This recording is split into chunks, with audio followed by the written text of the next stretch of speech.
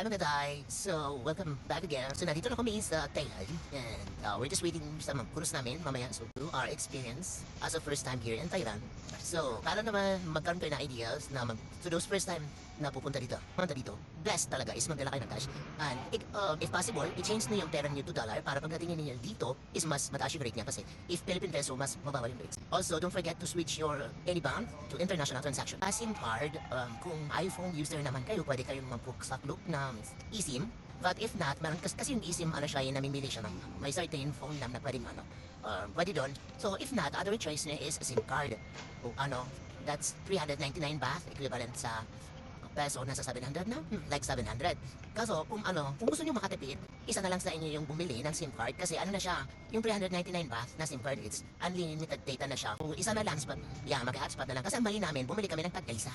Hindi namin naisip na dapat, isa lang SIM card na lang and sharing na lang kami since only data naman. Also, maaga dapat kayo sa airport. May pumunta kami doon mga 7 hours, 7 hours, 8 hours before. Pero ang naging allowance lang namin doon is 1 hour kasi sobrang kinisa kami sa imig. Yung niyo doon, punta kaya agad sa counter, travel tax, to pay your travel tax. Steps is to check in your luggage sa counter. Then, one is you need to go sa immigration. Exactly yun. Doon na mag-start yung interview. Doon na malalaman na kakaalis na or hindi.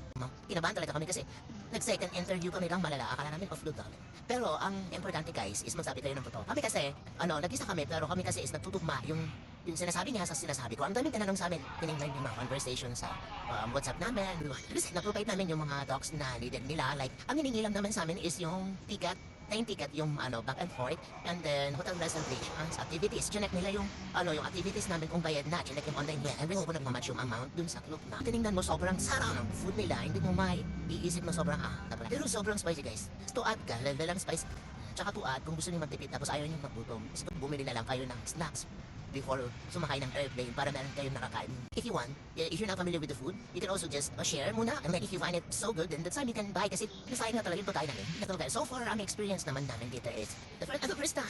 Ang dami namin pinagdaanan sa totoo lang. Oh my God, ang dami namin dapat ganito ganyan. Tsaka guys, mag-search kayo sa TikTok ng mga hotel na talagang kilala na malapit sa mga tourist spots kasi kami sobrang layo talaga namin bali yung mga misinformation na sinasabi nila malapit naman para sa mga tourist spots. Hindi pala, sobrang layo. Inaabot ng 30 minutes to 40 minutes yung travel namin mapunta.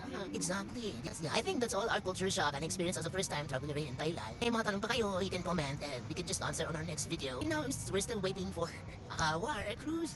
Kasi nag-book na kami. Yeah, nag-free book na kami and 6 PM pa naman, so bago pa kami. So mag-suri-suri muna kami dito. Magtala-tala. So, yeah, thank you guys for watching and hope to see you on our next video.